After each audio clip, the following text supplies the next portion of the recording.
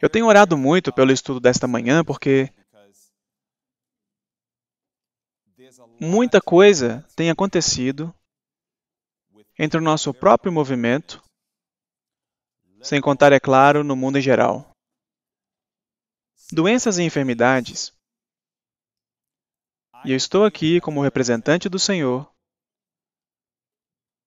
Isso não é o plano de Deus para o seu povo. Satanás é o originador de doenças. E isso é um fato claro.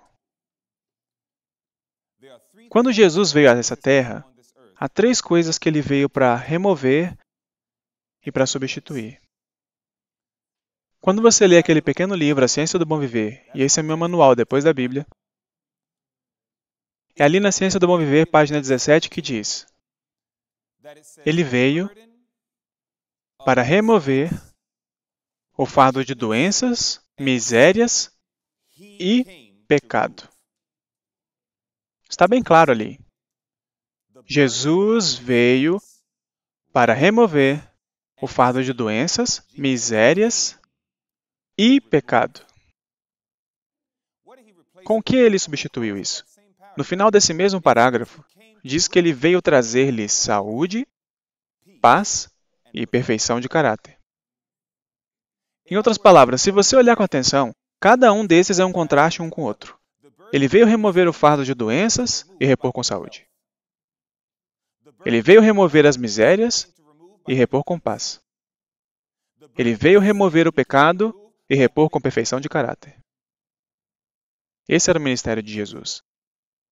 Nada menos do que isso. Enfermidade não é o plano de Deus para o seu povo. Você pode dizer amém para isso? Então, por causa desse fato, quando o povo de Deus é atormentado com tantas doenças e enfermidades, nós devemos tomar muito cuidado quando tentamos fazer parecer que eu não fiz nada, simplesmente aconteceu. Deve ter sido a vontade de Deus. Eu ouço pessoas dizendo coisas assim. E eu acredito com todo o meu coração que o caráter de Deus está sob ataque. E uma das maneiras que o caráter de Deus está sendo atacado é porque nós não somente estamos vendo o povo de Deus adoecer, mas o mundo ao redor, em todas as igrejas. Você sabe que Deus tem pessoas em outras igrejas, não sabe? Saiam dela, povo meu, isso mesmo. Então Deus tem pessoas em outras igrejas. O povo de Deus está ficando doente, mas não só isso. Os membros da igreja remanescente estão ficando doentes, mas não só isso. Os reformadores de saúde estão ficando doentes. E as pessoas estão começando a coçar a cabeça e perguntar: onde está Deus? Onde está o poder de Deus? O que aconteceu com Êxodo 15, verso 26? Nenhuma das enfermidades porei sobre ti, que pus sobre o Egito. O que aconteceu com Jeremias 33, verso 6, onde Deus diz: eis que eu trarei a ela saúde e cura, e o sararei. O que aconteceu com esses versos? O povo de Deus está começando a se perguntar sobre a validade, a relevância e o poder das leis de saúde de Deus. Porque eles dizem: parece que estamos cercados. É incrível. Eu ouço isso até de reformadores de saúde e eu acho isso muito patético. Nós fazemos parecer que as doenças estão por toda parte, não tem como a gente fugir delas. A gente está no mundo e elas também estão. É como se nós falássemos que não há vitória sobre as doenças, enquanto nós temos a ousadia de pregar a vitória sobre o pecado. E eu acredito que, se nós podemos ter a vitória sobre o pecado, nós temos que ser capazes de ter vitória sobre a doença. Porque é mais humanamente impossível de vencer o pecado do que vencer a doença. E se nós vamos pregar uma mensagem singular de que as pessoas podem ter vitória sobre todos os pecados, eu acredito que nós podemos ter vitória sobre todas as doenças. Mas então qual é o problema? Por que tantos reformadores de saúde? Por que tantas pessoas do povo de Deus estão ficando doentes? E eu aprecio os evangelistas do nosso mundo de hoje, que se esforçam para poder explicar por que os adventistas do sétimo dia estão ficando doentes. Eles falam a respeito de ingestão de alimentos que causam inflamação no corpo, etc. E tudo bem, porque há um lugar para isso, porque tem muita verdade nessas coisas. Mas há algo que eu acredito que não está sendo dito e eu vou falar para você hoje. Esse lado da história precisa ser contado. Pela vindicação de Deus, mesmo que a acusação venha sobre mim. Pela vindicação do caráter de Deus e a sua verdade. Há um lado da história que não está sendo contado e eu vou contá-lo para vocês hoje. Junte-se a mim. Junte-se a mim. Eu quero te dizer agora que as coisas que eu vou estar mostrando hoje não têm nada a ver com ninguém que eu conheço pessoalmente, ou que eu conheci antes, ou qualquer coisa desse tipo. Eu não tenho nenhum ministério especificamente, que eu estou tentando dar indireta, eu persegui-lo, atacar e tal, nada disso. O que eu estou dizendo é que eu sei que de fato há um lado da história que não está sendo dito ao público. E as pessoas estão questionando a integridade de Deus e suas palavras por causa do nosso silêncio. Às vezes, não é só o que você diz que pode ofender o caráter de Deus. Às vezes, o que não falamos também pode ofender o caráter de Deus. E eu não quero que o coração do meu pai sofra mais do que ele já sofre. Eu não quero que o coração de Jesus sofra mais do que ele já sofre. A inspiração é clara. A doença é um esforço da natureza para libertar o organismo de condições resultantes da violação das leis de saúde. Essa é uma declaração muito poderosa. É isso que quer dizer a enfermidade. É um esforço da natureza para libertar o organismo de condições resultantes da violação das leis de saúde. Você só tem basicamente 2 exemplos nas Escrituras em que Deus deixa claro que não se encaixa nessa categoria de por que as pessoas ficam doentes. Jó e o homem que nasceu cego. No caso de Jó, a Bíblia diz que ele era perfeito e reto, temia a Deus e se desviava do mal. Mas mesmo assim ele ficou doente. Por quê? Porque Deus deixou claro, eu vou remover minha mão. Eu vou remover a minha barreira de proteção. Satanás diz, pele por pele, deixe-me tocá-lo e eu te garanto que ele te amaldiçoará na tua face. E Deus diz, tudo bem, eu aceito esse seu desafio, vou remover minha mão. Eu vou te deixar fazê-lo ficar doente para te mostrar que Jó não perderá sua integridade. Essa é uma história única, mas o interessante é que a doença de Jó não matou ele. Ela serviu o seu propósito, e quando o propósito foi cumprido, ele foi curado. E o mesmo aconteceu com aquele homem que nasceu cego. Os discípulos perguntaram, mestre, quem pecou? Foi ele ou foram seus pais? Jesus disse, nem ele nem seus pais. Isso foi permitido, e eu gosto dessa palavra, porque é diferente de ordenado. Ele disse, isso foi permitido para que as obras de Deus se manifestem nele. E a doença dele também não o matou. Então, segundo a revelação das Escrituras, se Deus permite uma enfermidade vir sobre mim e você para o propósito de glorificar o seu nome, no decorrer deste processo, de acordo com a Bíblia, ela não irá te matar.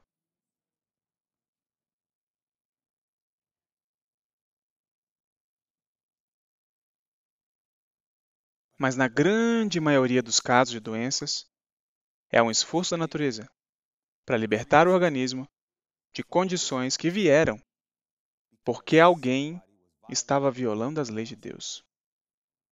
A Bíblia ensina isso. Se vocês olharem para a palavra de Deus, a Bíblia é bem clara nisso. Causas bíblicas para doenças. Número 1, você tem violações das leis espirituais. No livro de Números, capítulo 12, está a história de 3 pessoas. Arão, Miriam e Deus. Vá para o livro de Números, capítulo 12, e veja o que a Bíblia diz. Números, capítulo 12. A Bíblia é bem clara sobre isso. Doenças vêm como um resultado da violação da lei de Deus. Veja o que a Bíblia diz em Números capítulo 12. E veja a história, começando no verso 5. E quando você chegar lá, deixe-me saber, dizendo amém. Muito bem, Números capítulo 12, começando no verso 5 diz, então o Senhor desceu na coluna de nuvem e se pôs à porta da tenda. Depois chamou Arão e Miriam, e ambos saíram. E disse, ouvi agora as minhas palavras. Se entre vós houver profeta, eu, o Senhor, em visão a ele me farei conhecer, ou em sonhos falarei com ele. Não é assim com meu servo Moisés, que é fiel em toda a minha casa? Boca a boca falo com ele, claramente e não por enigmas, pois ele vê a semelhança do Senhor. Por que, pois, não tivestes temor de falar contra o meu servo, contra Moisés? Assim a ira do Senhor contra ele se acendeu e retirou-se, e a nuvem se retirou de sobre a tenda, e eis que Miriam ficou o quê? Ela ficou leprosa como a neve, e olhou Arão para Miriam, e eis que estava leprosa. A lepra é uma doença real? Sim, ela é. Qual foi a causa? Verso 12. Lá diz, verso 12 não, verso 11. Por isso, Arão disse a Moisés, Ai, Senhor meu, não ponha sobre nós este pecado, pois agimos loucamente e temos pecado. A Bíblia é clara em dizer que o pecado pode trazer doenças. Bem clara. Por isso que Jesus disse para aquele irmão, no tanque de Betesda, ele disse, Eis que já está são, não peques mais, para que não te suceda alguma coisa pior. João 5,14. Deus deixou isso claro. O pecado traz doença. Por que você acha que os discípulos fizeram a pergunta que eles fizeram? Em João capítulo 9, quando eles viram um homem cego de nascença. Eles disseram, Mestre, de quem foi o pecado que causou a cegueira dele? Até na religião de Jerusalém, eles entendiam que o pecado traz a doença. Nós sabemos, segundo 1 João 3, verso 4, que o pecado é a violação da lei de Deus. Especificamente, os 10 mandamentos. Então, uma das razões pela qual muitos de nós ficamos doentes é porque há violações dos 10 mandamentos de Deus acontecendo nas nossas vidas. Nós não estamos colaborando com Deus. Nós pregamos a vitória sobre o pecado, mas não deixamos que Deus nos dê vitória sobre o pecado. E como resultado disso, nós ficamos doentes. Mas não é só isso, veja só. Não é só a violação das leis espirituais, mas é também a violação da lei física. Veja o que a Bíblia diz em Provérbios 24. Em Provérbios 24, veja só o que a Bíblia diz sobre como a violação da lei física também pode trazer doenças e enfermidades. Se eu estivesse pregando neste púlpito e eu estivesse transmitindo a palavra como eu estou agora, e de repente você me visse assim cambaleando, e a próxima coisa que eu fizesse era vomitar por toda parte na escada, vocês diriam que o irmão Lemon está o quê?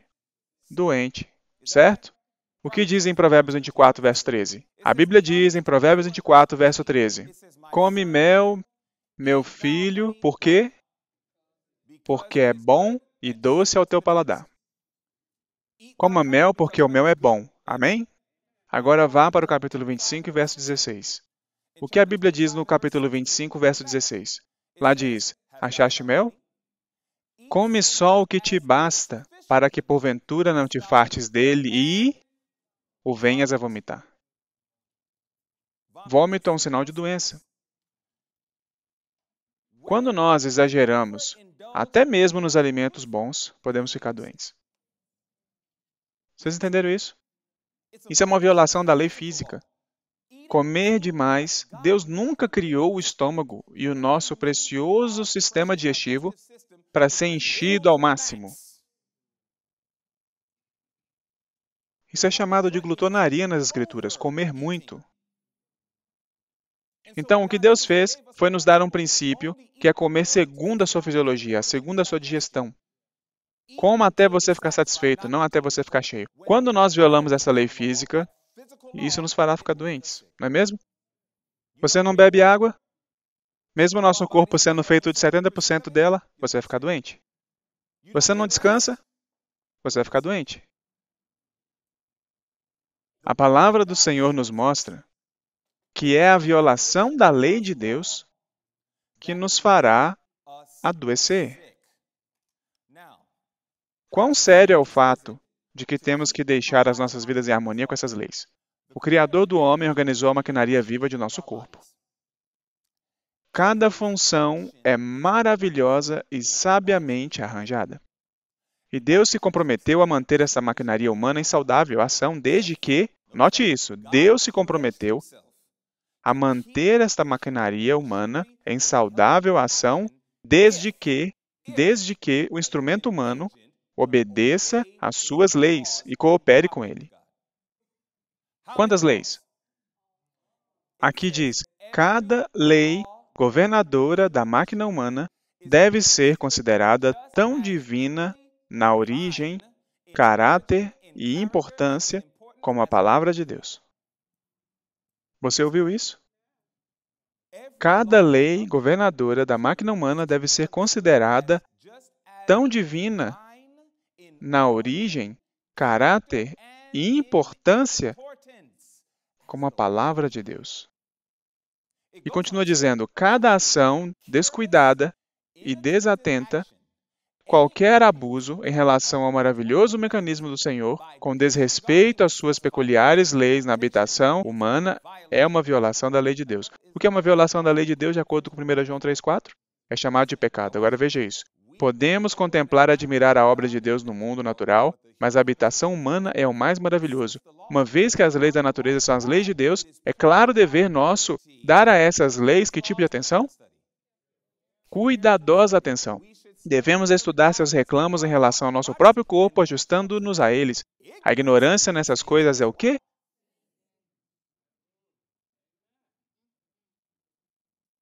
A ignorância nessas coisas é pecado. Também diz que, quando homens e mulheres são verdadeiramente convertidos, esse é o nosso problema. Esse é o nosso problema, bem aqui. Nós ensinamos e falamos de conversão, mas quando nós somos verdadeiramente convertidos, o que acontece? Aqui diz que quando homens e mulheres são verdadeiramente convertidos, eles conscienciosamente consideram as leis da vida que Deus estabeleceu em seu ser, buscando assim a evitar debilidade física, mental e moral. A obediência a essas leis deve ser feita matéria de dever pessoal. Conselhos para a Igreja, página 215, parágrafo 7. Deus quer que nós entendamos que temos que levar a sério as dádivas que nos foram dadas. Eu vim para a igreja há 26 anos atrás. E vocês sabem o que as pessoas sempre me diziam? Sempre? Não sabe o porquê de você estar assim entusiasmado por Deus? Eu perguntava, por quê? E elas respondiam, é porque você não nasceu na mensagem. Eu escuto isso o tempo todo. As pessoas dizem que as pessoas mais animadas no movimento hoje são as pessoas que saem do mundo e entram na mensagem. E todas essas pessoas que nasceram na mensagem tomaram por garantidas essas coisas e se acomodaram. Essas são as palavras na boca dos adventistas do sétimo dia. E eu acho que essa é uma declaração horrível. Mas, infelizmente, muitas vezes, é uma declaração verdadeira. Nós tomamos por garantidas as coisas que Deus nos tem dado. Eu ensinei reforma de saúde em tantas igrejas dominicais. Eu já estive em igrejas batistas em que o pastor e o ancião dizem, se você quer falar em línguas, a quem você vai? E a igreja respondia, aos pentecostais. Se você quer entender o batismo, a quem você vai? A igreja responde, aos batistas. Daí o pastor diz, se você quiser aprender sobre saúde, a quem você vai? Os adventistas do sétimo dia. Bom, nós temos o adventista do sétimo dia aqui conosco hoje, ele vai nos ensinar sobre saúde. O pastor se retira, eu assumo. E nós ensinamos isso para as pessoas, e quando nós ensinamos sobre saúde, aqueles não adventistas dizem, esse é um homem de Deus, dando a mensagem de Deus, nós devemos obedecer. E eles imediatamente colocam em prática o que eles ouviram. Alguns de nós ainda estamos lutando com frango, e peru, e ovos, e leite, e todas essas coisas, enquanto o mundo está dizendo, vocês são devagar. Nós já passamos disso. Nós devemos fazer disso o nosso estudo, pois a ignorância nessas coisas é pecado. E a última vez que eu chequei, o pagamento pelo pecado é sempre o mesmo, a morte. Jesus. É Ele o seu amigo? Jesus. Jesus. É tão maravilhoso contemplá-lo.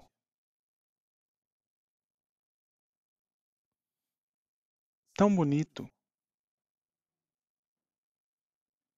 Um caráter tão bonito. Jesus. Nosso excelente exemplo. Quando eu o contemplo, eu digo, esse é o tipo de homem que eu quero ser. Eu o contemplo, eu leio as histórias, eu fico maravilhado. As pessoas ao redor dele tentam enganá-lo, e ele tem esse jeito de ser gentil enquanto ele te repreende ao mesmo tempo. E eu me pergunto, Senhor, como o Senhor faz isso? Eu não sei como fazer isso. Eu fico até irritado. Quanto mais eu contemplo o seu caráter, eu percebo imediatamente que eu sou nada igual a ele. Então eu só clamo, Senhor, me ajude a ser mais como o Senhor. Eu realmente quero ser igual a ti. E graças a Deus nós podemos. Olhando para esse aspecto de Jesus, quando pensamos nas leis de saúde, a Bíblia é bem clara em Hebreus 10, verso 5, de que Jesus era 100% humano, pois a Bíblia diz, por isso, entrando no mundo, diz, sacrifício e oferta não quiseste, mas corpo me preparaste. Ele é 100% Deus, mas ele é 100% humano ao mesmo tempo. Então, porque Jesus era 100% humano, ele tinha que viver como um humano vive. Então, se um humano precisa de luz solar, o que Cristo fez? Tomou luz solar. Se um humano precisa de água, o que Cristo fez? Tomou água. Então, se você olhar para a vida de Jesus, irmãos e irmãs, vocês verão que ele mesmo guardou as leis de saúde. Agora seria uma boa hora para tirar uma foto. Jesus praticou a confiança em Deus. Jesus respirou ar puro. Jesus praticou exercício diário. Jesus recebeu muita luz solar. Jesus descansou apropriadamente. Jesus tomou água. Jesus sempre teve temperança e Jesus comeu alimentos que eram nutritivos.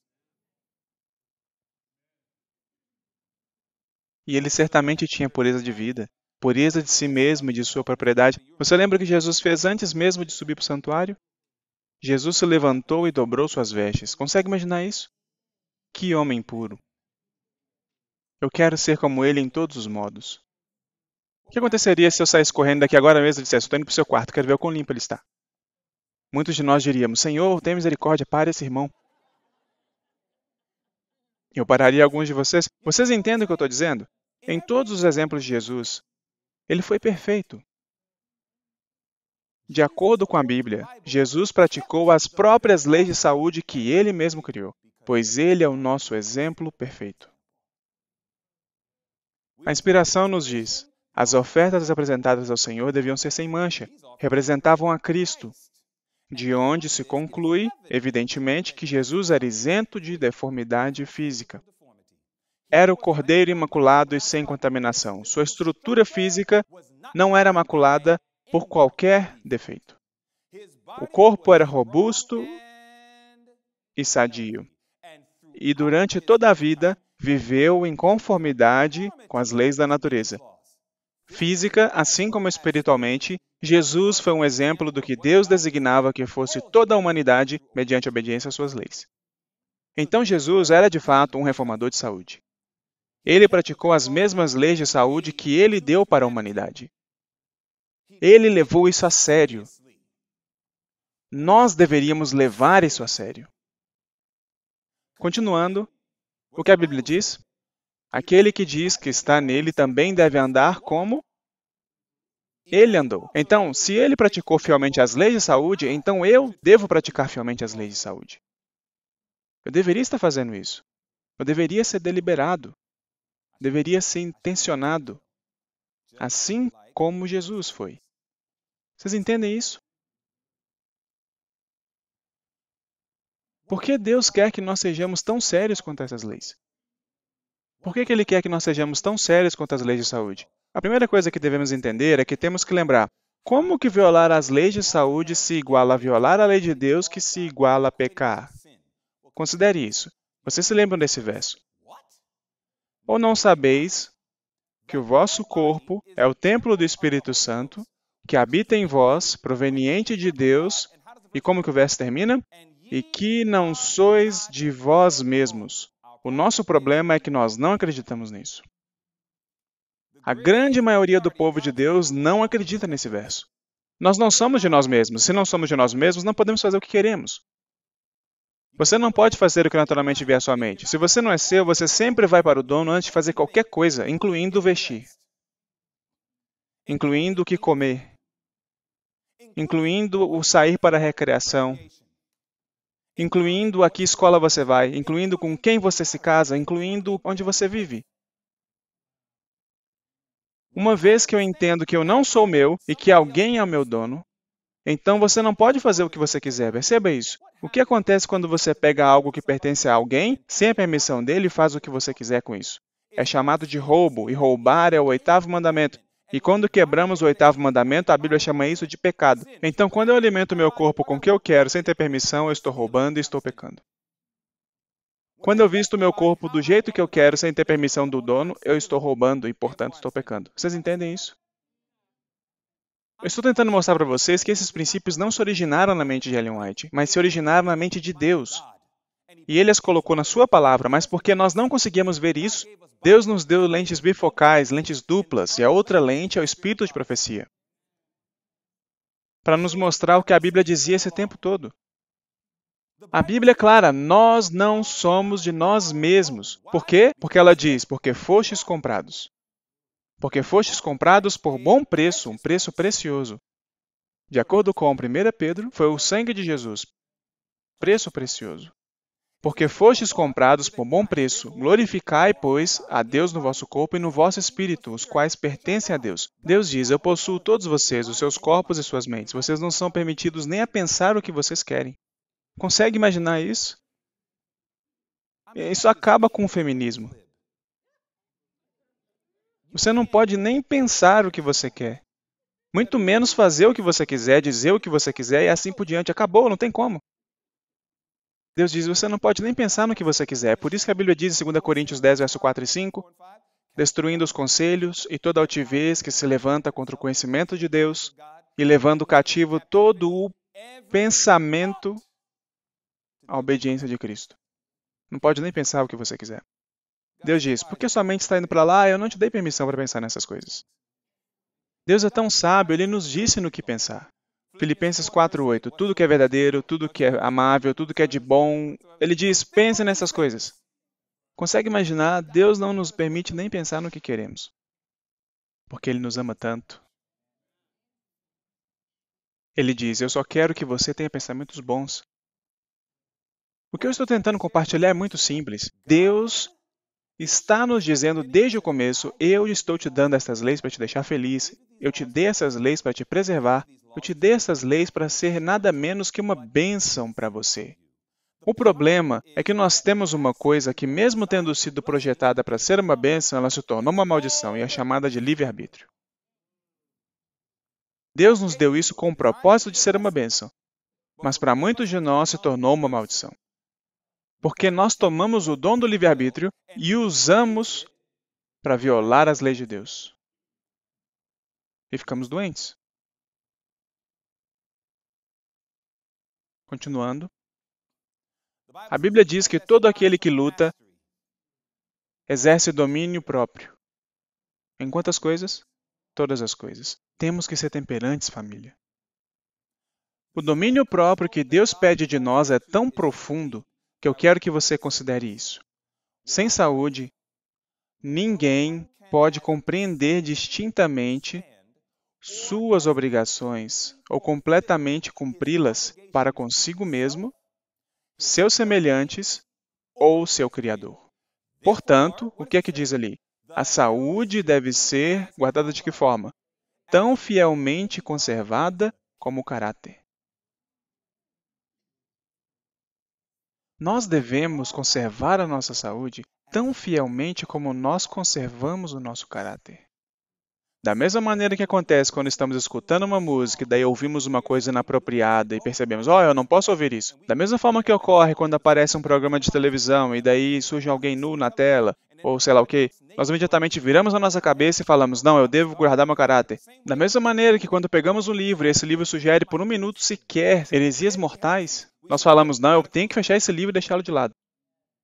Da mesma maneira que conservamos o nosso caráter, Deus diz, é desta maneira que você deve conservar a sua saúde. Sabe o que vem à mente quando eu vejo padrões como esse? Sabe o que vem à mente humana? Impossível. Senhor, é tão sério assim? Isso é impossível. A palavra de Deus tem uma resposta para isso. Vá para Lucas 18. A palavra de Deus tem uma resposta para isso, porque é isso que vem à mente. Quando você vê Deus erguendo os padrões esse tanto, nós falamos, isso é impossível. Mas perceba o que a Bíblia diz em Lucas capítulo 18. Toda vez que o diabo, porque eu posso garantir que é o diabo, toda vez que o diabo sussurrar no seu ouvido e sugerir na sua mente que esse processo é impossível, você responde isso. Seja como Jesus, responda com a palavra. O que diz em Lucas 18, verso 27? Diz assim, verso 27, mas ele respondeu, as coisas que são impossíveis aos homens são possíveis a Deus. Responda isso para ele. Entenderam isso? Isso é o que vai surgir. Eu tenho que conservar a minha saúde da mesma forma que eu guardo meu caráter? Senhor, o Senhor entende o quanto que eu vou ter que mudar? Deus responde, sim. Eu não posso fazer isso. Posso todas as coisas em Cristo que me fortalece. Senhor, eu sou tentado muito. Não veio sobre vós tentação senão humana. A palavra de Deus tem resposta para todas as nossas provações e todas as nossas tentações. Senhor, o Senhor leva isso tão a sério assim? Quem é fiel no mínimo, também é fiel no muito. Quem é injusto no mínimo, também será injusto no muito. Isso está em Lucas 16, verso 10. A citação sobre a tentação está em 1 Coríntios 10, 13. 1 Coríntios 10, 13. Não há tentação na qual Deus não deu meio de escape para que você possa sair dela sem precisar te prender. O que Deus está tentando dizer para cada um de nós é que isso é sério. Então, irmãos e irmãs, eu tenho uma confissão sincera a fazer. Eu viajei por todo o mundo. Eu estive em tantos países que eu perdi as contas. Eu costumava andar nas ruas dos outros países e dizer, o que eu estou fazendo aqui? Eu sou uma criança ignorante de Hollis, Queens, Nova York. Eu abandonei o ensino médio. As pessoas estão literalmente pagando pelas passagens de avião para eu ir para lugares para explicar a palavra de Deus. Não faz sentido para mim quando eu penso sobre quão desprivilegiado eu sou. Eu penso, é mesmo, Senhor? Isso é sério? O Senhor pode usar um irmão assim?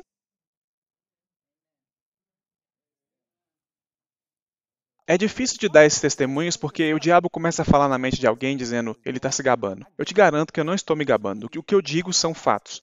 Não faz sentido para mim que eu receba uma ligação do presidente da rede adventista de evangelismo médico e me dizem, você poderia, por favor, ensinar os nossos vários médicos que ganham o quíntuplo de quantia de dinheiro que eu jamais poderia ganhar? Por favor, nos explique o Evangelho da Saúde. E eu me pergunto, por que você está me chamando? Não existe ninguém que provavelmente tenha 1000 diplomas sobre isso que possa te ajudar? Por que você está me chamando? Então eu estou passando por tudo isso, certo? Mas veja o que acontece. Você começa a viajar, começa a pregar, começa a ouvir as pessoas te exaltando, mesmo quando você pediu 1000 vezes para elas pararem de te exaltar. Testemunhos, volume 1, página 474. Nunca, nunca falem palavras de louvor aos pastores diante deles. Mas mesmo assim continuamos fazendo isso. Nós não compreendemos, mas isso é uma tentação para nós. O diabo está sempre nos dizendo para pensarmos mais de nós mesmos do que deveríamos. Agora, que impacto esse status de celebridade adventista causa? Sabe o que isso fez?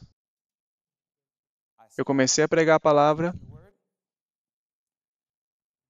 e eu comecei a perceber que certas noites, várias noites, muitas noites, quase toda noite, eu diria, eu sei sobre a lei de saúde, sobre o descanso adequado, mas eu estou fazendo o trabalho de Deus.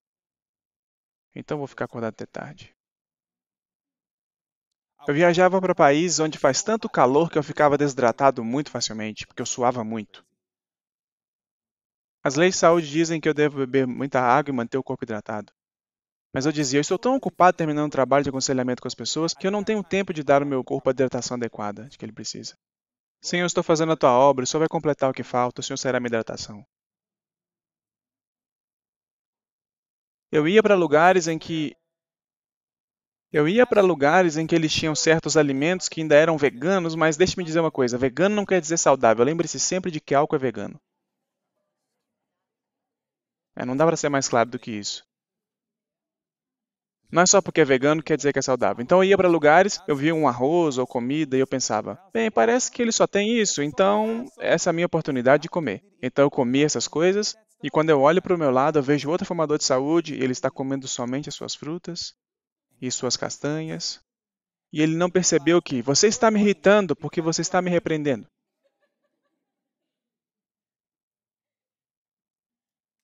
E porque o meu corpo era forte, eu passava ano após ano sabendo que estava violando as leis da saúde de Deus, não levando a sério e não conservando a minha saúde do mesmo jeito que eu conservaria meu caráter, e com o passar do tempo, havia um processo acontecendo dentro de mim. Dormir tarde me causou a perda do desenvolvimento da minha melatonina. E como resultado de dormir tarde, eu tinha dificuldade de acordar, comprometendo as minhas devoções matinais. E eu dificilmente ia para o lado de fora receber luz solar. Até que no outono de 2015 aconteceu alguma coisa comigo. Eu comecei a andar e senti que havia um tipo de nuvem escura que sempre me seguia. Eu comecei a me sentir depressivo. Eu costumava pensar, eu sou o Dwayne Lehman, sou o super-homem, eu não tenho tempo para ficar deprimido. Eu estou ocupado tomando conta dos assuntos do Senhor. Eu estou me preparando para fazer parte dos 144 mil. Que história é essa de eu ficar deprimido? Eu comecei a ter esses pensamentos negativos. Era muito fácil pensar em morte. Eu tive que ungir uma senhora que ela tinha câncer pancreático. Enquanto eu ungia ela, eu dizia, Deus é capaz, e tentamos colocá-la num programa e coisa do tipo. Mesmo no caso do câncer pancreático, a pessoa ainda vive uns 4 meses. Infelizmente, é um câncer de diagnóstico em estado tardio.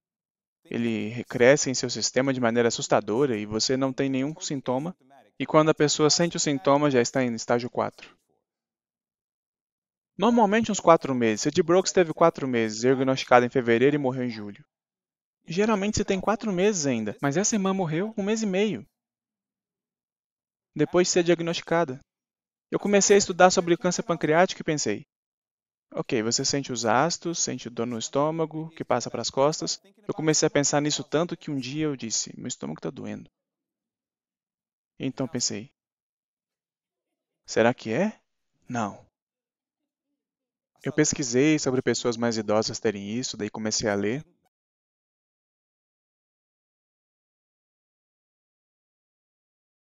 E eu pensei, eu estou sentindo dor nas costas.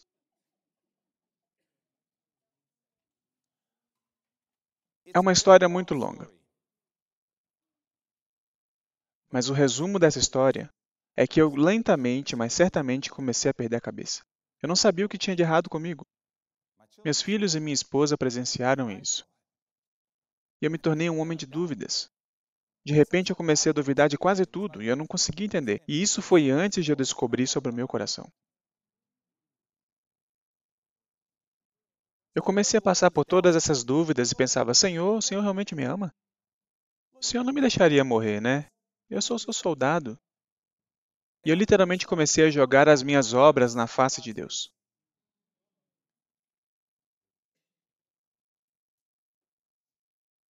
Foi a minha esposa que me disse, querido, nós sabemos que Deus nos disse que devemos ter um descanso apropriado. Nós sabemos que Deus nos disse, nós ensinamos isso às pessoas.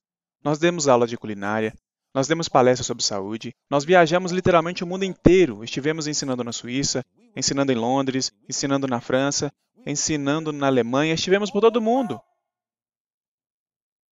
Mas porque nós estávamos fazendo o serviço de Deus, nós sentimos como se nós pudéssemos passar por cima de alguns desses princípios. Pensamos, Deus vai me compensar por isso, afinal de contas sou um homem de Deus, eu não sou como essas pessoas comuns que não estão trabalhando para Deus.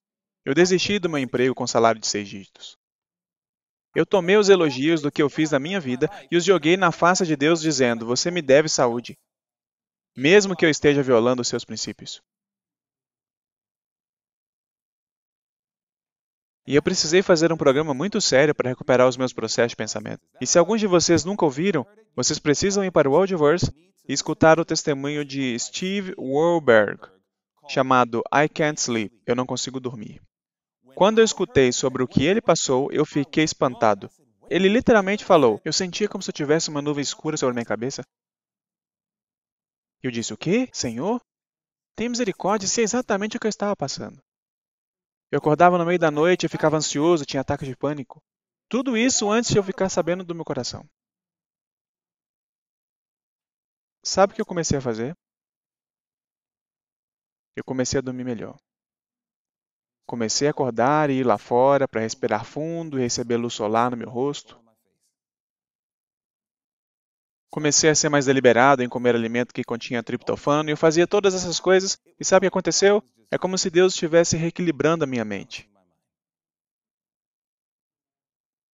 Os membros da minha igreja começaram a perceber isso. Uma irmã veio a mim e me disse, Irmão Lemon? Eu respondi, sim, irmã. Ela disse isso há alguns meses atrás. Ela disse, bem-vindo de volta. Eu respondi, irmã, é bom estar de volta. As pessoas viram a minha perplexidade. Elas viram. Nós achamos que... Eu estou tentando ser o mais cuidadoso com isso possível. Quando vemos pessoas morrendo por causa de doenças, isso nos machuca.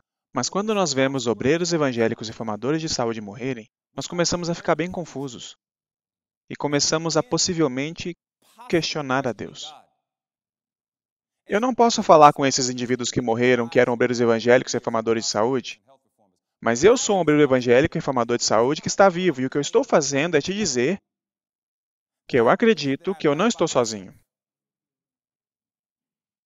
Eu não vou citar nenhum nome específico, mas eu acredito que, em geral, existe um grande número alarmante de pregadores, professores, obreiros evangélicos, reformadores de saúde e médicos missionários que nós estamos ensinando padrões que nós não estamos fielmente vivendo. Nós estamos criando desculpas, estamos dizendo que somos trabalhadores de Deus. Bem, coisas ruins acontecem. Nós não estamos sendo intencionais, não estamos sendo deliberados. Não estamos seguindo esses conselhos que acabamos de ler. E como resultado disso, quando alguma coisa ruim acontece conosco, alguns de nós têm a ousadia de ir a Deus e dizer, Senhor, por quê? O que aconteceu? Eu conheço pessoas que estão literalmente doentes e dizem, eu faço tudo o que Deus diz. É mesmo? Com que frequência você tem se exercitado? E eu não estou falando dos passeios que você faz na sua propriedade. E se vocês fazem isso aqui em Heartland, vocês precisam mudar isso. Há muitos de nós que quando caminhamos em propriedades rurais, com áreas grandes, nós achamos que isto é exercício. E eu vejo pessoas fazendo esses passeios pequenos de nada e pensando, eu estou me exercitando. Você não está se exercitando. Eu não estou dizendo que isso é ruim para você, mas não é o melhor para você. Exercício de verdade é quando o seu batimento cardíaco e a sua temperatura corporal aumentam e você começa a suar. Você faz exercício cardiovascular de verdade. Todas as evidências científicas, e eu coleciono muitas delas, mostram que se as pessoas fizessem caminhadas de passos rápidos, não isso, ou pegar o celular e ficar mexendo enquanto caminha, e chamamos isso de exercício. Isso é um absurdo. Caminhadas de passos rápidos, meus irmãos, é isso.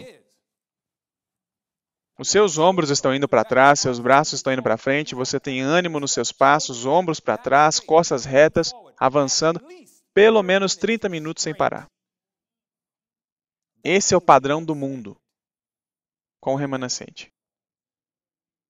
Muitos de nós não estão fazendo isso. Alguns de nós têm gorduras no corpo que não sabemos o que ela faz, especialmente quando é abdominal.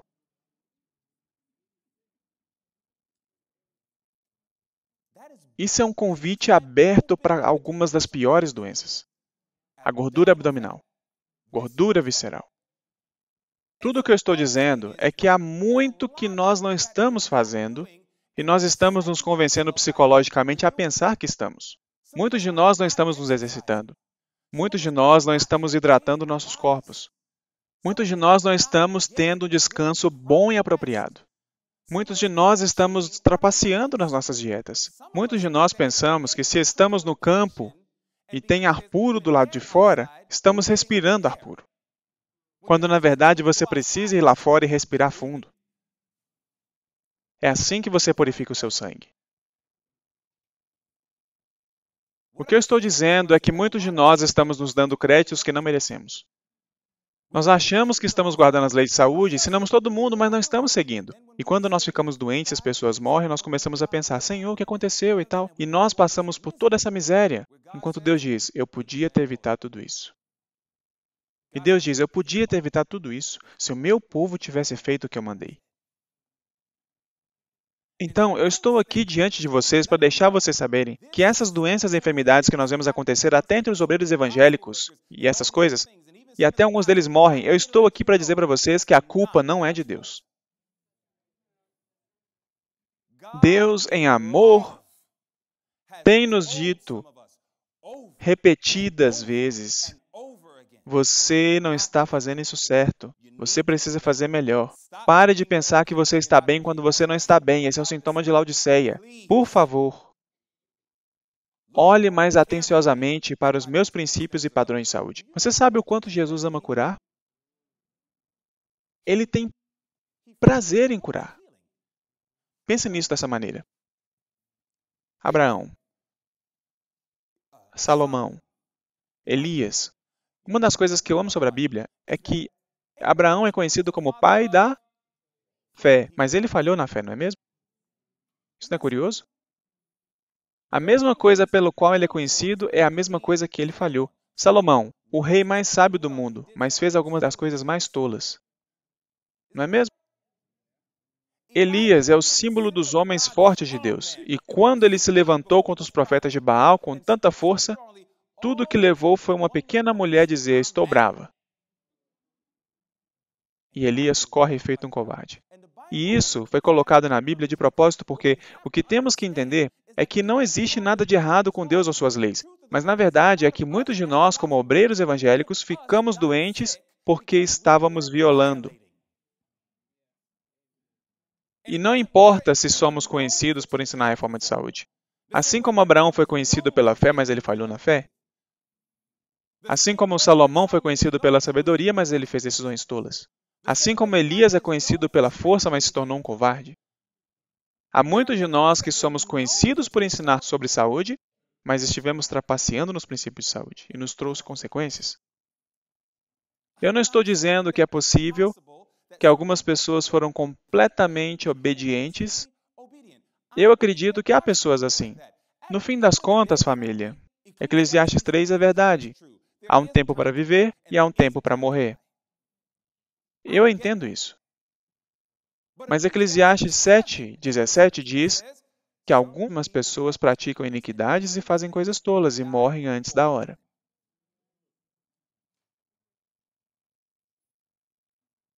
O que eu estou dizendo é que nós não podemos culpar a Deus.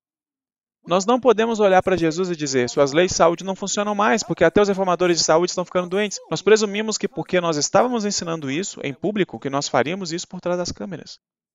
Eu estou aqui para dizer, como seu irmão, que alguns de nós cometemos erros terríveis e estamos sofrendo as consequências deles. E Deus quer que nós digamos a alguns de vocês que isso não é problema de Deus, a culpa não é dele.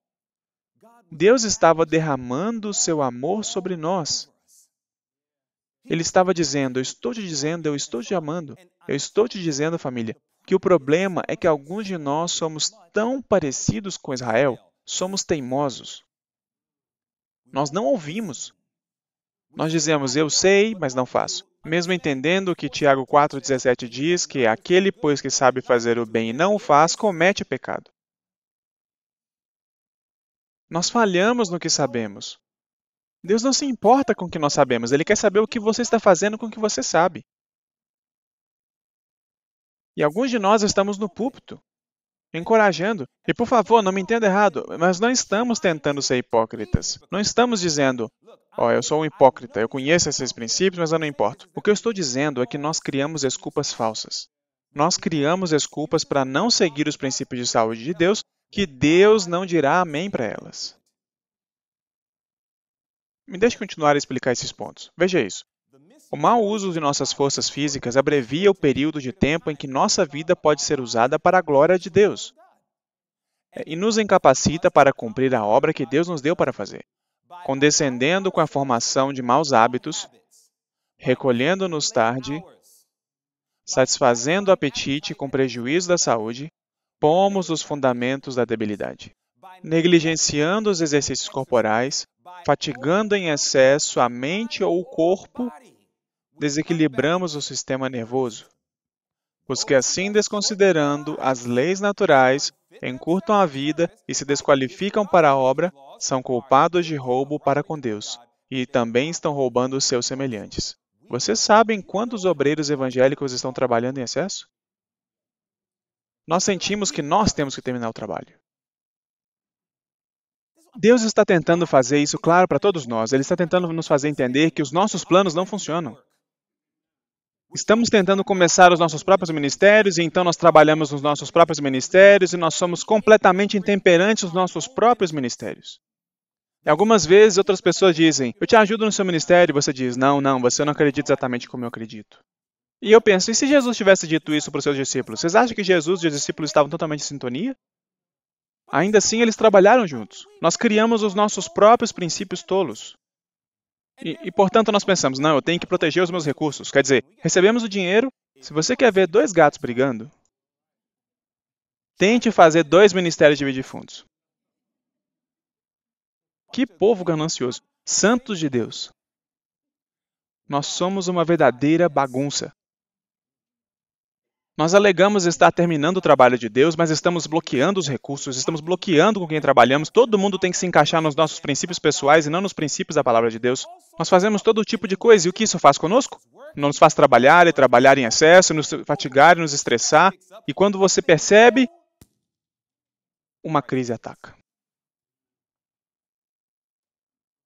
Uma pessoa morre, nós olhamos para Deus e dizemos, o que aconteceu? Eles eram reformadores de saúde. Deus diz, escute, eu tenho um plano. E o sofrimento acontece porque muitas pessoas não estão seguindo meu plano. Elas me amam. Elas me amam. Elas querem fazer a minha vontade. Mas elas ainda não me deram um papel em branco. O que Deus está nos ensinando agora, vocês jovens pastores que estão aqui, Ele está te ensinando que é para você pegar o seu plano e fazer dele um caminho a Cristo página 70. O que você faz em caminho a Cristo página 70? Toma-me, Senhor, para ser teu inteiramente. Aos teus pés deponho todos os meus projetos. Você precisa se entregar. Isso é uma mensagem para Heartland. Essa é a mensagem para a UT Pines, é a mensagem para o Wildwood, é a mensagem para o Ministério Meet, é a mensagem para o Eden Valley. Essa é a mensagem para todas as organizações que existem. As cabeças dos líderes dessas organizações têm que se juntar e dizer o que nós submetemos a Deus e pedimos que Ele abençoasse, ao invés de dar a Ele a folha em branco e deixar que Ele escreva as bênçãos. Escute o que eu estou te dizendo. Nós tomamos os nossos planos e os escrevemos e dizemos, aqui, Senhor, abençoe esses planos. Nem perguntamos a Deus, é este o seu plano? Precisamos aprender a dar a Deus um papel em branco e dizer, Senhor, reescreva o plano. E se isso significa que eu tenho que largar o meu emprego ou que o caminho da carreira que eu estou traçando é errado, o que precisar fazer, eu estou disposto a fazer. Muitos de nós estamos fatigando o corpo e a mente. O que acontece com um sistema nervoso desequilibrado? É assim que você adquire esclerose lateral amiotrófica, doença de Lou Gehrig, Parkinson, Alzheimer. É assim que você adquire muitas doenças. Deus está tentando dizer para cada um de nós, esse é o meu aviso para o meu povo. Eu não estou acusando ninguém que faleceu. Eu não conheço as suas histórias. Vocês entendem isso? Eu realmente estou tentando deixar isso claro, porque eu orei por essa mensagem. Eu disse, meu pai, eu não sei como eu darei esta mensagem sem ter alguém que me entenda mal e sem que eu receba um e-mail ou uma ligação dizendo, você está atacando fulano. Eu não estou atacando ninguém. O que eu estou dizendo é que eu presto atenção nas multidões. E o que as multidões estão dizendo é por que tantas pessoas do povo de Deus que estão pregando e ensinando reforma de saúde estão morrendo? E estão pegando uma das piores doenças, etc. E nós estamos agindo como se estes indivíduos estivessem fazendo tudo perfeito da maneira correta. É como se nós soubéssemos, mas nós não sabemos disso. E começamos até a questionar a Deus e a integridade de sua lei. E Deus diz, eu não posso deixar isso acontecer. Eu respeito muitos desses guerreiros, dos que caíram nesses últimos anos. Muitos deles, eu realmente tenho respeito por eles. E se eles estivessem vivos, eles te diriam, não acuse a Deus. Eles te diriam isso. Se eles fossem verdadeiros homens e mulheres de Deus, eles te diriam, não acuse a Deus. Não acuse a sua lei. Os princípios de Deus são verdadeiros. E eles provavelmente fariam algumas confissões que explicariam muita coisa. E o que eu estou fazendo? Eu sou um indivíduo vivo fazendo uma confissão. É isso que eu estou fazendo. Eu estou te dizendo, como um obreiro evangélico que viaja pelo mundo inteiro, que está por toda a internet, que faz isso e aquilo, eu estou te dizendo que nós permitimos que esse esforço seja uma justificativa para não cuidarmos da nossa saúde como nós devemos cuidar do nosso caráter. E nós sofremos. E alguns de nós não voltamos para contar a história. É por isso que eu estou te dizendo isso. Eu sinto que hoje é um dia glorioso. Porque quando Deus me levantou no dia 19 de novembro de 2016 daquela mesa cirúrgica, Deus me deu uma mente nova. Ele fez uma cirurgia cerebral de verdade. Ele me deu uma mente nova para olhar para as coisas. Enquanto eu estiver vivo, eu vou dar honras a Ele. Eu quero honrá-lo. E farei melhor do que já fiz antes. E eu quero dar a vocês a verdade. Quando um pobre mortal tenta erguer-se sob cargas pesadas, como se ele devesse carregá-las ou tudo perecerá, ele será esmagado debaixo delas. E descobrirá, afinal, que Deus não queria que ele fizesse de si mesmo o portador de cargas. Agora olhe para este maravilhoso conselho. Mas quando nós colocamos essas cargas sobre Jesus e fazemos o quê? Quão pequena coisa podemos, em sua força, e não sentimos que tudo depende de nós, nós podemos manter a serenidade da mente, paz de espírito, e estaremos em uma condição de fazer um serviço muito mais efetivo. Isso não é maravilhoso? Carta 3b, 1881. Maravilhoso. Deus não está pedindo para você terminar o trabalho sozinho. Deus está dizendo a cada um de nós, faça a sua parte fielmente, faça o pouco que puder confiando em Deus e deixe o resto nas mãos de Cristo. Quando você lê Mateus 9, não nos diz que vocês que têm fardos pesados, Jesus não diz, ore para o Senhor da Seara que Ele te dê forças para terminar o trabalho. Ele diz, peçam, pois, ao Senhor da Seara que envie trabalhadores. Isso é o que devemos fazer. Senhor, traga mais trabalhadores. Mas você sabe o que os ministros evangélicos de autossustento geral fazem? Eles dizem, Senhor, me dê forças para terminar o teu trabalho. Entendido. Obrigado, irmão. Eles dizem, me dê habilidade para terminar o teu trabalho, me ajude. E nós tentamos fazer isso por nós mesmos. Nós desconfiamos tanto nos homens, e eu estou dizendo que não era assim que Jesus operava. Vocês entendem o risco que Jesus tomou? No início do seu ministério, ele disse, não fui eu que os escolhi os 12, mas um de vocês é um diabo. Não foi isso que ele disse em João 6, talvez no verso 68? Ele disse, eu escolhi os 12, mas eu já sei que um de vocês é um diabo. Mas Jesus sabia como lidar com isso. Eu não estou dizendo para você procurar a pessoa mais diabólica e fazer ela parte do seu ministério. O que eu estou dizendo é que nós examinamos demais quando se trata de quem irá trabalhar no ministério. Se você não crê exatamente como eu creio, isso não é o Espírito de Deus. Não importa que ministério seja, isso não é o Espírito de Deus. E muitos de nós somos fechados, de novo, por causa das nossas próprias filosofias e por causa da nossa ganância. Vamos bloquear o dinheiro. Não queremos que ninguém receba esse cheque aqui. Vamos bloquear o dinheiro para nós. Você precisa aprender a se desfazer. Você precisa aprender a deixar outras mãos fazerem parte. Alguns podem dizer, irmão Lemon, isso é uma linguagem perigosa. Não, essa é a melhor linguagem do mundo e é a que vai nos tirar desse planeta. Pare de agir como se fosse tudo seu. Nunca foi seu.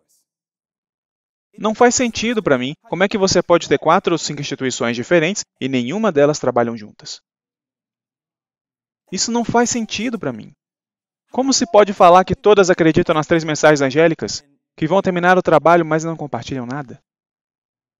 Vocês não estão realmente trabalhando juntos. O melhor que pode acontecer é eu te convidar para pregar nas minhas igrejas, mesmo assim vamos bloquear suas ofertas. Isso é estúpido, irmãos. Isso não faz sentido.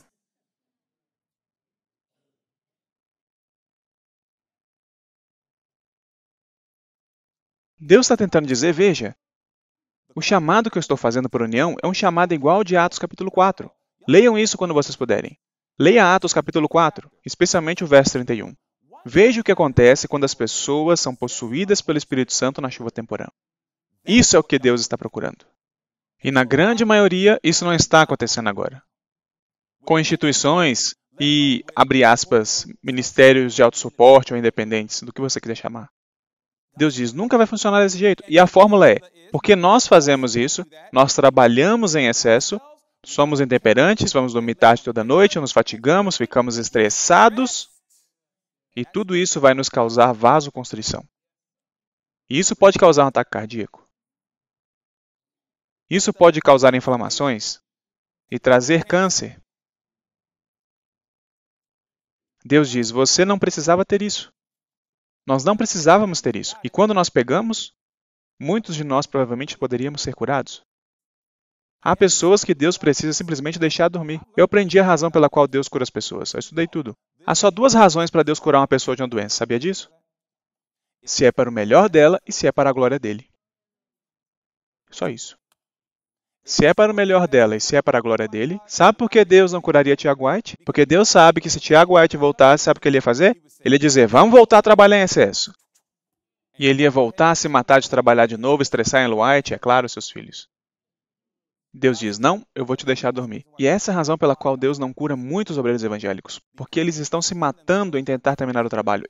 E Deus sabe que se ele curar muitas dessas pessoas, elas vão voltar para os mesmos hábitos. Quando Deus me curou no dia 19 de dezembro, eu disse, Senhor, me ajude a prestar atenção no que eu estou fazendo de errado. E ele começou a me mostrar. E agora ele me diz, eu vou te dar uma oportunidade, Dwayne. O que você vai fazer a respeito? Para terminar, eu vou passar isso daqui. Eu tenho uns ensinamentos bons a esse respeito.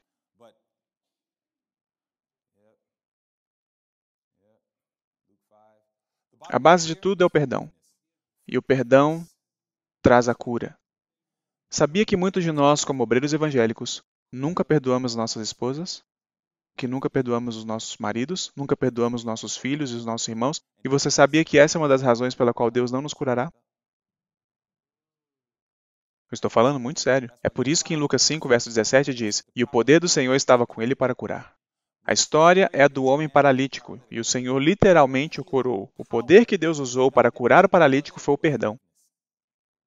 A primeira coisa que ele disse ao paralítico foi, os seus pecados estão perdoados. Aquele irmão estava tão feliz, ele disse, eu nem me importo mais se eu morrer.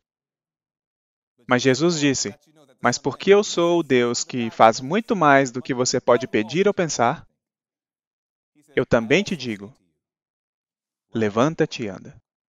Jesus examinou todo o seu coração e disse, ele irá me glorificar. Eu vou curá-lo. Bem, quando eu olho para isso, deixa eu confirmar uma coisa, ok? Esperança. Há muitos de nós que aprendemos essas lições muito tarde. Este é meu amigo Ben.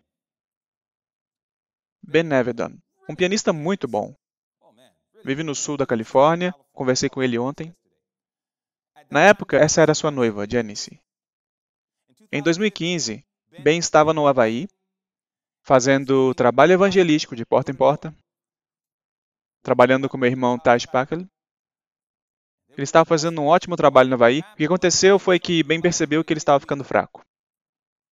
Começaram a olhar para o rosto dele e perceber que ele estava pálido. Ele começou a ficar cada vez mais fraco e foi para um hospital. Ele estava com nível 5 de hemoglobina. Obviamente, tiveram que fazer exames e descobriram que ele tinha 2 tipos de linfoma, em estágio 4. Ele tinha somente uns 30 anos. O Ben ligou de sanatório em sanatório, querendo saber se eles sabiam lidar com isso. Era um tipo único, a célula B, e havia um outro. Nenhum dos sanatórios realmente sabiam como lidar com isso. Então, ele se conformou, fez o melhor que ele podia. Havia um certo tipo de quimioterapia em que permitiam que ele fizesse, ele fez, mas quando ele fazia quimioterapia, ele fazia exercício. Ele compartilhava fotos dele nas montanhas e outras coisas. A sua futura esposa esteve sempre do lado dele, encorajando. Ele examinou sua vida, ele sabia o que ele estava fazendo de errado. Ele sabia onde as leis de saúde não estavam sendo praticadas com integridade. Ele chegou a um certo ponto onde o seu corpo estava respondendo. Ele se arrependeu de qualquer pecado que ele havia cometido. Eventualmente foi para o Eden Valley. Recebeu ótimos tratamentos lá. O câncer entrou em remissão completa. Hoje, ele ainda está livre do câncer. Os médicos disseram a ele sempre há efeitos do câncer e da quimioterapia, e vai afetar sua contagem de esperma e não poderá ter filhos. Bem, aquilo que é impossível para o homem é possível para Deus. Hoje, Janice não é mais a sua noiva, mas é sua esposa. Ben tem feito musculação, ele está excelente, está se exercitando mais frequentemente, e ele vive uma vida muito mais saudável e louva a Deus o tempo todo. Deus trouxe cura e restauração. O meu amigo Keith, ele estava um dia sentindo dor no seu lado direito, bem embaixo da sua caixa torácica. Sabemos que o órgão precioso que temos aqui é o fígado. E debaixo do fígado é a vesícula biliar. Ele tinha cálculos biliares. Ele cresceu sendo adventista, mas ele não entendia muito das verdades e princípios de Deus sobre saúde. E Keith decidiu, eu vou começar a seguir estes princípios. E ele seguiu, mas o problema é que os cálculos biliares já tinham se desenvolvido. Ele tentou tudo, tomou todos os tipos de remédios. Ele teve consulta com alguns de nossos muito bem respeitados médicos missionários e tentou vários remédios e nenhum deles ajudou a se livrar dos cálculos biliares. Ele chegou a um ponto onde ele disse: os médicos estão dizendo que eles têm que remover isso. E isso é um procedimento comum. Mais de 800 mil vesículas biliares são removidas por ano na América. Quase 1 milhão de vesículas biliares. Um dos problemas disso é que quando você tem a sua vesícula biliar removida, você aumenta a chance de pegar câncer de cólon em 30%. Ele disse, tem que haver uma outra maneira. Ele orou, ele estudou, ele se arrependeu de seus pecados, ele pensou sobre tudo o que ele fez de errado, e o Senhor abriu uma porta para ele. E ele achou um lugar que eles fazem cirurgia. Ele foi lá, fizeram a cirurgia, fizeram a incisão, pegaram a vesícula biliar, abriram a vesícula biliar, tiraram todas as pedras, fecharam a vesícula e colocaram de volta no corpo. Curado. Alguns meses depois da cirurgia, tudo está bem, fizeram um exame, está tudo bem, limpo e vazio. E ele está ótimo. Você pode pensar, mas ele fez cirurgia. Leia Testemunhos Seletos 2, página 284. A serva do Senhor deixa bem claro que não é negação da fé quando nós fizemos tudo o que pudemos para resolver o problema. Submeter-se à operação. A irmã Penny. Desde outubro do ano passado, a irmã Penny tem lutado com câncer estágio 4. Começou no pulmão e se espalhou no corpo dela, nos ossos e em tudo. Em outubro, o nível de sangue dela caiu para 4. Falaram, o seu nível sanguíneo não é nem compatível com a vida. Ela nem podia encher um tubo para tirar sangue. Falaram para ela, senhora Penny, a senhora terá que ir para o cuidado paliativo. A senhora terá que ficar aos cuidados de pessoas onde é uma viagem só de ida. Você entra viva e sai morta. A irmã Penny compreendeu por que ela ficou nessa condição. Ela sabia que a sua vida era uma violação das leis de saúde de Deus. Ela reconheceu isso. Ela pediu perdão a Deus. Ela começou a clamar as promessas de Deus. Ela entrou no programa de Deus. No dia 4 de outubro, disseram para ela, senhora, você não vai nem ver o Natal. E ela falou com as pessoas nesse lugar de cuidado paliativo, perguntando, as pessoas retornam quando elas entram? E a mulher disse, às vezes, mas normalmente não. E ela disse, você pode sair do meu quarto. Eu acredito que Deus vai me curar. Ela começou a pegar as promessas de Deus e citá-las para o seu pai. Ela disse, pai, o Senhor disse, pai, o Senhor disse. Ela começou a citar essas promessas. Ela começou a fazer um tratamento final, por pedido dela, dizendo, podemos só tentar isso. E enquanto ela começou a tentar esses remédios, de repente,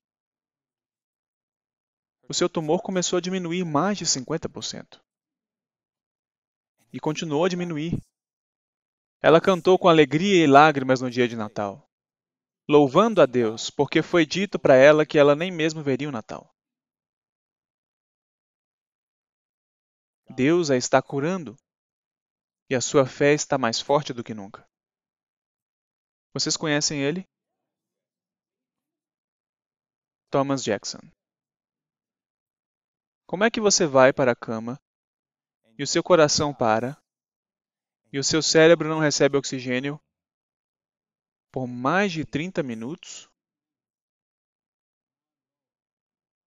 Vocês sabiam que o recorde registrado de pessoa que ficou mais tempo sem o cérebro receber oxigênio foi de 22 minutos? E isso foi debaixo d'água, o que é diferente de ser em terra seca. O corpo se adapta de forma diferente. Não existe um registro assim, eles não conseguem explicar. Disseram que ele voltaria vegetando. Ontem ele estava pregando a palavra.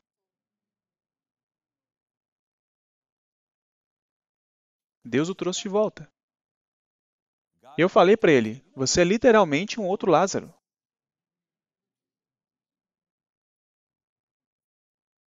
Deus ainda está no trono.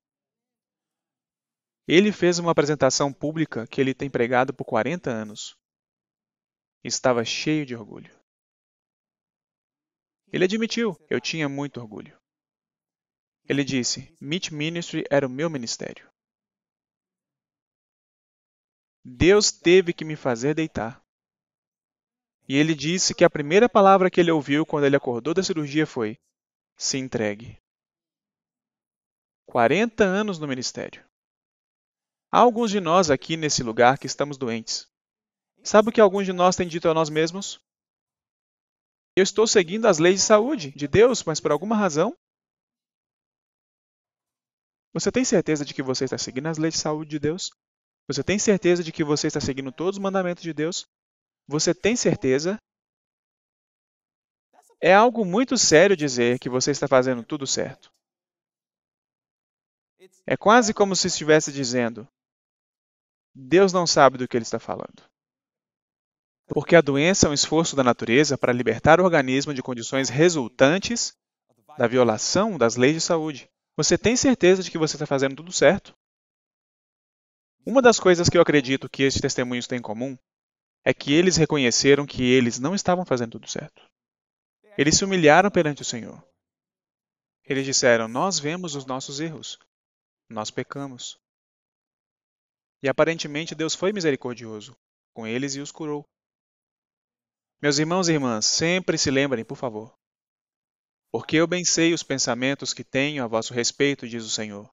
Pensamentos de paz e não de mal, para vos dar o fim que esperais. Isso é o que Deus quer dar a nós, o seu povo. E eu estou aqui para te dizer, outra vez, eu não posso falar em nome de nenhuma família em particular, nem no nome de pastores que morreram, porque eu não estou nas suas casas. Eu não sei. Eu simplesmente não sei. E eu não vou em nenhuma direção. Eu não vou dizer que eles estavam fazendo tudo certo. Do mesmo jeito que eu não posso dizer que eles estavam fazendo tudo errado. Eu não posso falar nenhum dos dois porque eu não estava em suas casas. Mas o que eu posso dizer é que há uma coisa que é infalível neste mundo: Deus e sua palavra. E doenças não são o plano de Deus. Isso está claro na sua palavra.